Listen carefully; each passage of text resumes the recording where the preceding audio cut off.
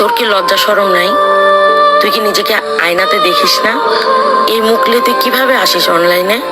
তোর কি একটু লজ্জা শরম বলতে কোনো কিছু নাই? আমি যখন প্রথম এই অনলাইন জগতে আসি, এমন হাজারো কমেন্ট আসতো আমাকে নিয়ে। তবে আগের থেকে অনেকটাই কমে গেছে, আর এক সময় আল্লাহর রহমতে এগুলো বন্ধও হয়ে যাবে। কিন্তু এই যে সেই সময় যে খারাপ লাগাটা কাজ করেছিল, ওইটা আজও ভুলতে পারিনি। তবে নিজেকে পরিবর্তন করার চেষ্টাও কিন্তু ছাড়িনি, আর ইনশাআল্লাহ নিজেকে পরিবর্তন করেই ছাড়বো।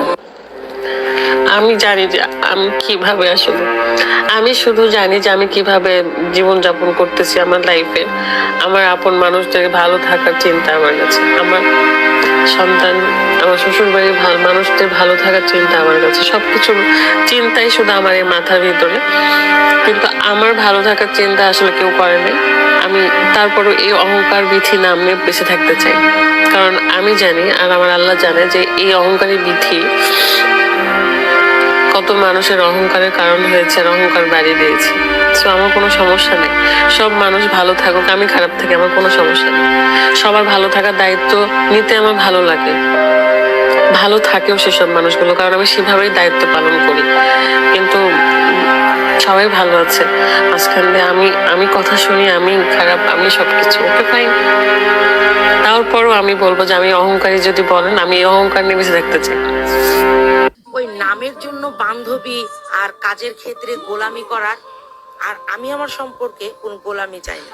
এই পৃথিবীতে না অনেক মূল্যবান একটা সম্পর্ক, সেটা হচ্ছে বন্ধুত্ব। বন্ধুত্ব না সবাই করতে পারে না। বন্ধুত্ব করার জন্য মন মানসিকতা লাগে, এমনকি যোগ্যতাও লাগে।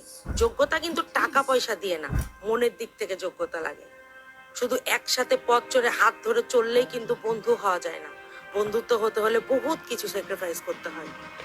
আজ আপনার সাথে আমি আছি বলে আপনি আমার প্রশংসা করছেন, আমাকে ভালোবাসছেন, আদর করছেন, আর আপনার সাথে একটু কথা কাটাকাটি হলেই আমি আপনার কাছ থেকে দূরে যাব বিধায় আপনি যে আমার নামে দুর্নাম করবেন, সেটা কিন্তু বন্ধুত্ব নয়। সম্পর্ক যেমন দুই তরফের মানুষের জন্য হয়, যেমন স্যাক্রিফাইস, বিশ্বাস, কথা বলার ধরন, সবকিছুই কিন্তু দুই তরফ থেকে নিয়ে আসতে হয়। সবসময় আমি আপনার সাথে রুক্ষভাবে কথা বলবো আর আপনি আমাকে মানিয়ে নিয়ে চলবেন, সেটা কিন্তু বন্ধুত্ব নয়, সেটা এক ধরনের গোলামি হয়ে যায়। আর আমি আমার সম্পর্কে কোনো গোলামি চাই না।